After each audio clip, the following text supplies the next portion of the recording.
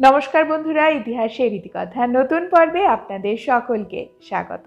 বন্ধুরা, আজকের পর্বে আমরা জেনে নেব মূল ষষ্ঠী ব্রত কিভাবে পালন করতে হবে, মূল ষষ্ঠী ব্রতের জন্য কি কি দ্রব্যের প্রয়োজন হবে, এর উপকরণ কি এবং কেন করা হয় এই মূল ষষ্ঠী ব্রত। আসুন জেনে নেওয়া যাক। অগ্রহায়ণ মাসের শুক্লপক্ষের ষষ্ঠীর দিনে মূলত মায়েরা তাদের সন্তানদের মঙ্গল কামনার জন্য এই ব্রত পালন করেন। পুত্র সন্তান, কন্যা সন্তান সকলের জন্য। অনেকেই প্রশ্ন করেন এই বিষয়ে, তাই উত্তর দিয়ে দিলাম। অনেক রমণীরা সন্তান প্রাপ্তির আশাতেও এই ব্রত পালন করেন। যাদের সন্তান রয়েছে, যারা সন্তান প্রাপ্তির আশাতে ব্রত করছেন, দুজনেই একই নিয়ম পালন করবেন। এই ব্রতের প্রধান যেটি উপকরণ সেটি হলো মূলো। এছাড়াও ষষ্ঠী পুজোর জন্য আলাদা আলাদা যে সকল উপকরণ দরকার হবে সেগুলিও বলবো। এই ব্রত যেদিন পালন করা হয় তার আগের দিন মায়েরা সাধারণত নিরামিষ খাবার গ্রহণ করেন এবং যেদিন পুজো হয় মূল ষষ্ঠীর ব্রত সেই দিনে নিরামিষ হয়। মাছ মাংস খাওয়া যাবে না, মাছ মাংসতে বারণ রয়েছে। এছাড়াও এই দিনে ভাত খাওয়ারও বারণ রয়েছে। মায়েরা মূলত রুটি এবং মূলোর তৈরি যে কোনো সবজি মা ষষ্ঠীকে নিবেদন করে তারপরে পুজো শেষে ব্রতভঙ্গ করে প্রসাদ হিসেবে রুটি, মূলোর যে কোনো সবজি এবং অন্যান্য ফলমূল যেগুলো মা ষষ্ঠীকে নিবেদন করা হয় সেগুলি প্রসাদ হিসেবে নিজেও খাবেন এবং সকলকে বিতরণ করবেন। বলা হয় এই ব্রত পালন করলে সংসারে ছেলে মেয়ের কোনো রকম দুর্ভোগ হয় না এবং তারা নিরোগ হয়ে বসবাস করে। ষষ্ঠী দেবীর পুজো সাধারণত বটগাছ তলায়, বাড়ির উঠোনে, নদী বা পুকুরের ধারে হয়। রমণীরা সকলে একত্রিত হয়ে এই পুজো করেন।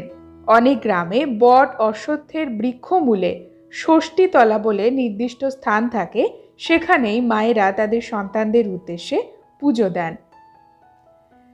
মায়েরা মূলত তেল, হলুদ, দই, ঘট, বটের ডাল ইত্যাদি উপকরণের মাধ্যমে এই পুজো করেন।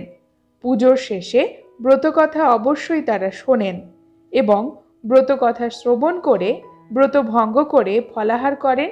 তারপরে সন্তানদের দেন ষষ্ঠীর স্বাদ।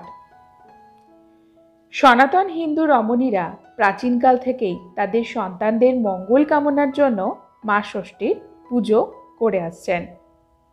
বাঙালিদের 12 মাসে 13 পার্বণ, আর এই প্রত্যেকটি মাসে আলাদা আলাদা নামে ষষ্ঠী পুজো হয় শুক্লপক্ষের ষষ্ঠী তিথিতে।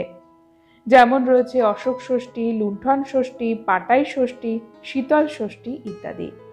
এর মধ্যে অন্যতম আরেকটি হলো অগ্রহায়ণ মাসের মূল ষষ্ঠী।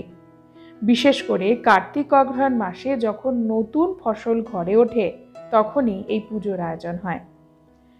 ষষ্ঠী পুজোর জন্য মূল যে উপাদানগুলি আমাদের প্রয়োজন যে কোনো ষষ্ঠী পুজোতে সেগুলি হলো সিঁদুর, ঘট একটি, বটের ডাল একটি, তিল, হরিতকি, ফুল, দূর্বা, তুলসী, বেলপাতা, ধূপ, দীপ, ধূনা, আশো নাঙ্গরিয়ক, মধুপর্কের বাটি, দধি, মধু, চিনি। পুজোর জন্য অনেকেই ধুতি ব্যবহার করেন একটি, ষাটি একটি, নৈবেদ্য 2টি, তেল, হরিদ্রা, দুধ, চুবড়ি 21টি, খই, মুরগি, পান, সুপুরি, সন্দেশ এবং দক্ষিণা। যে কোনো ষষ্ঠী পুজোর মূল উপাদান বা সাধারণ উপাদান হলো এগুলি। এছাড়া মূল ষষ্ঠীর জন্য আরও যে সকল উপাদান রয়েছে, পুজোর জন্য অর্ঘ্য হিসেবে প্রধান উপাদান হলো মূল। মূল ষষ্ঠীর প্রধান উপাদান মূল। এছাড়াও আপনি আপেল, কমলা, বাতাবি লেবু, শশা, কলা, আঙ্গুর, পেয়ারা, বাতাসা, তুলসী পাতা, জবা ফুল, শিউলি ফুল, দূর্বা ঘাস, ধানের শীষ এ সকলেরও প্রয়োজন হয়, যেগুলি ষষ্ঠী পুজোর যে মূল উপাদান সেগুলোর মধ্যেও রয়েছে। বিভিন্ন ধরনের ফল এবং ফসলের বিচিত্র ব্যবহার রয়েছে মূল ষষ্ঠী ব্রততে। সন্তানদের মঙ্গলার্থে পালিত মূল ষষ্ঠী ব্রতের শুভ সময় রয়েছে আমাদের চ্যানেলে 2021 সালের পুজোর। ভিডিওটির লিংক আপনারা ভিডিওর শেষে এন্ড স্ক্রিন থেকে পেয়ে যাবেন। আর বন্ধুরা, আজকের পর্ব এখানেই শেষ করলাম। পরবর্তী পর্বে নতুন একটি বিষয় নিয়ে আপনাদের সঙ্গে কথা হবে। ততক্ষণ সকলেই সুস্থ থাকুন, ভালো থাকুন। আর পুরো ভিডিওটি দেখার জন্য আপনাদের অসংখ্য অসংখ্য ধন্যবাদ।